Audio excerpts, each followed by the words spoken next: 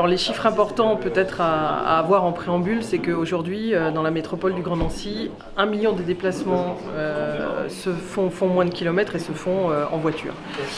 Et fort de ce constat, eh bien, il nous semble que le report modal qu'on peut effectuer, c'est-à-dire le passage de la voiture à un autre mode de déplacement, il est énorme, puisque sur 3 km, on voit bien qu'on peut se déplacer, soit à pied, soit à vélo, soit avec un autre mode de déplacement beaucoup plus doux et plus actif. La métropole, fort de ce constat de ces forts déplacements de courte distance, a lancé vraiment par le biais de son P2M a eu une volonté forte d'un choc de mobilité, c'est-à-dire de dire maintenant il faut vraiment qu'on investisse à la fois dans des structures qui permettent cette intermodalité, de se dire voilà comment on transforme la métropole et comment on rend possible des déplacements différents, comment on transforme l'espace public pour que cette intermodalité elle soit effective. On est passé de 1,5 million d'euros d'investissement par an pour le vélo à 14 millions en moyenne par an. C'est 68 millions d'euros qui sont au programme d'ici 2026, à la fois pour les structures, les services comme la maison du vélo, l'acquisition de vélos électriques et tout un panel autour du stationnement sécurisé, de racks à vélo qui permettent aux gens de se remettre en selle, d'utiliser un vélo, d'essayer un vélo et de pouvoir revenir sur l'espace public de manière sécurisée, avec évidemment un nombre de kilomètres important de pistes sécurisées. On veut arriver à 200 km de pistes cyclables sécurisées et pouvoir traverser toute la métropole, du nord au sud, d'est en ouest, de manière efficace, avec un réseau structurant et puis après un réseau interquartier. L'idée c'est vraiment de se dire on met chaque habitant de la métropole à moins de 500 mètres d'une piste structurante de vélo. Alors aujourd'hui, on a plusieurs travaux qui sont en cours. On a évidemment tous les travaux de la rue Jeanne d'Arc qui vont se terminer d'ici la fin de l'été et qui vont dans la continuité de la première tranche. Et puis on a la continuité de la piste cyclable avenue du Bois-Grenet à Laxou qui se termine et qui va être ouverte dans les prochains jours et qui permet là aux habitants de tout le Champ-le-Bœuf et toute la cascade de rester à niveau, d'atteindre la Sapinière, peut-être de traverser la forêt et d'aller jusqu'à Brabois, en tout cas d'avoir accès de plateau à plateau sur une piste qui est entièrement sécurisée. À Jarville, on a la voie verte du Fontenot qui voit ses travaux se terminer aussi avec des aménagements très qualitatifs, là aussi de partage des zones de jeu, des zones de repos et une voie verte, une bande cyclable qui permet de se déplacer parfaitement en sécurité.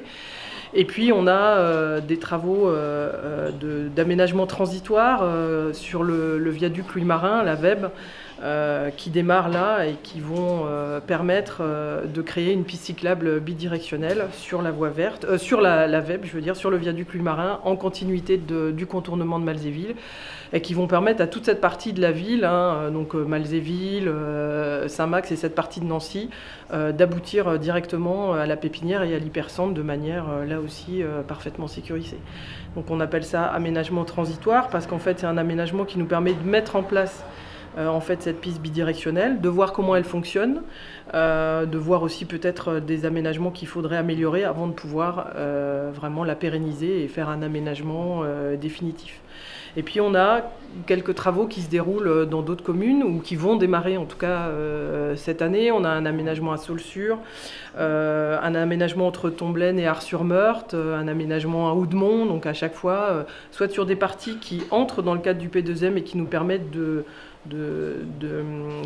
résorber des discontinuités cyclables, soit qui sont des aménagements qui ont été vus avec les communes et demandés avec les communes pour pouvoir améliorer les déplacements doux.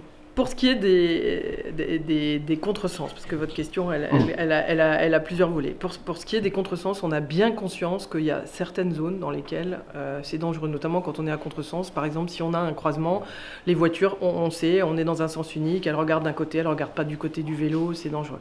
En fait, là, l'idée, c'est vraiment de renforcer toute la signalisation au sol, c'est-à-dire de montrer que le vélo existe, c'est-à-dire dans les deux sens. Parce que quand on est cycliste, on le vit tous, quand on est dans le sens de circulation avec les voitures se demandent pourquoi on est là, parce qu'il y a une bande de l'autre côté. Or, la bande, elle est en sens contraire, on est d'accord. Donc en fait, l'idée, c'est de renforcer à la fois la signalisation dans le sens contraire, pour bien montrer que là, le vélo a sa place, mais dans un sens contraire, et que En revanche, il a sa place aussi avec les voitures quand on est dans le sens... voilà. L'idée, c'est vraiment, mais c'est ce qui prévaut pour l'ensemble des aménagements, c'est de partager l'espace public et de rendre possible le partage de la voirie. C'est-à-dire qu'aujourd'hui, on est un peu sur le monomode, mais c'est un constat qui est fait en France dans toutes les villes. Et c'est de dire aujourd'hui comment on transforme ça et comment on refait prendre conscience. Il y a aussi des réglementations du code de la route qui n'existaient pas et qui existent maintenant. Peut-être que tous les conducteurs en voiture n'en ont pas conscience. Un vélo qui démarre un peu avant au feu ou qui même passe parce qu'il a rouge, souvent il a un petit panneau qui lui autorise à passer et lui il doit juste céder le passage, mais il démarre en sécurité et la voiture démarrera plus confortablement s'il a pu passer avant. Donc en fait, on a aussi, nous, cet enjeu de sécurisation par des aménagements urbains, c'est-à-dire la technique, les pistes, la signalétique, le marquage au sol aussi. Et on a aussi, en responsabilité, toute cette partie certainement de communication sur la sécurité. La maison du vélo, où on se trouve aujourd'hui, fait des animations pour remettre les gens en selle, donner des conseils, etc. Et sans doute aussi un grand enjeu de communication globale. On n'est jamais que cycliste ou que dans sa voiture. Chaque fois que je sors de ma voiture ou chaque fois que je descends de mon vélo, je deviens piéton. Donc à un moment donné, on est ou l'un ou l'autre et on doit respecter quand on est l'un ou l'autre.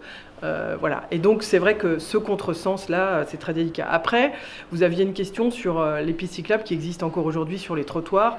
Clairement, j'y étais hier, là, sur le passage que vous citiez. Franchement, on retourne sur la route, quoi. C'est plus possible. On n'a pas sa place au milieu des piétons, en plus, quelquefois à contresens.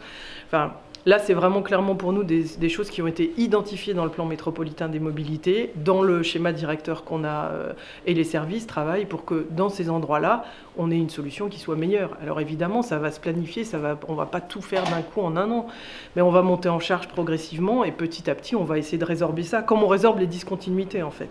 C'est-à-dire qu'à un moment donné, il n'y en aura plus. Mais pour l'instant, quand il y en a, il faut un peu essayer de cohabiter. Moi, je mise beaucoup aussi sur...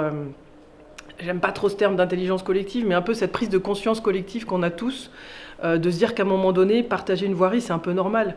Quand on est dans une voirie où on a 2 voies de circulation, du stationnement à gauche et à droite, il faut se dire qu'il y a 4 voies dédiées à la voiture.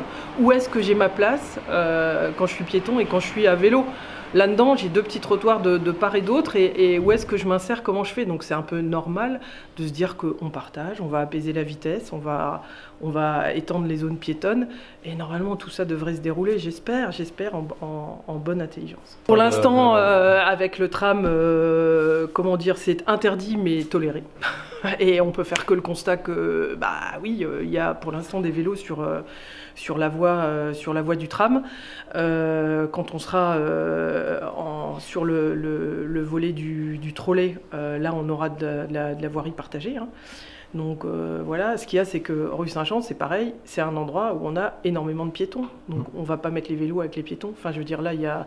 Et on voit bien aujourd'hui, la voirie, elle est très respectée, en fait, parce qu'il y a ce tram qui passe et que du coup, on a peu de piétons. Là, c'est une cohabitation, quoi. Vraiment, il va falloir... Et je pense que le fait d'avoir comment dire, un schéma comme ça qui nous permet d'avoir des pistes sur lesquelles on peut rouler vite, parce qu'elles ont été calibrées pour ça et elles sont identifiées pour ça et les carrefours sont sécurisés pour ça, etc. Les endroits où volontairement, quand on est en zone piétonne ou quand on est dans le tissu dense de la ville de l'hypercentre de Nancy, là les vélos, ils ont leur place évidemment, mais il y a une vitesse beaucoup moins forte. Et même quelquefois, si on est dans l'hyperdense, sur les zones piétonnes, il faudra être au pas, descendre de son vélo. Enfin, c'est le respect de... Voilà, c'est ce que j'appelais tout à l'heure, cette espèce d'intelligence collective, quoi, de bonne entente entre les modes de déplacement. Aujourd'hui, on déploie beaucoup d'arceaux vélos. Il y en a une centaine qui viennent d'être installés. Il y en a encore en programmation cette année. Et puis sur les box sécurisées. Donc là, aujourd'hui, lorsque les habitants font la demande, on rassemble les demandes et dans un quartier, on étudie la possibilité du coup de mettre un box sécurisé. Donc ça va continuer à se déployer. On a travaillé avec l'architecte des bâtiments de France pour avoir un modèle qui puisse s'insérer dans le tissu urbain, quel que soit l'endroit où on le positionne. Et puis après, on aura des initiatives quelquefois privées, hein, des parkings qui vont mettre des box sécurisés. On va avoir un cycloparc bientôt dans le parking Joffre là, qui va ouvrir. Et évidemment, après, on est à l'affût aussi de ce que font quelquefois les autres métropoles, les autres villes. Il y a des initiatives intéressantes de parking en silo pour les vélos. Il faut qu'on y réfléchisse et ça rentrera évidemment dans les investissements. Mais on sait que c'est un point stratégique pour nous de pouvoir à la fois garer son vélo quand je me déplace, parce que si je viens en hypercentre et que là je galère avec mon vélo pour le garer, ça va pas. Donc là, il faut vraiment qu'on déploie. On est très à l'écoute en fait des demandes qu'on a. Hein. Que ce soit les municipalités ou même quelquefois les usagers peuvent décrocher leur téléphone et alerter la métropole en disant là il y a une demande, et en général on y répond très favorablement.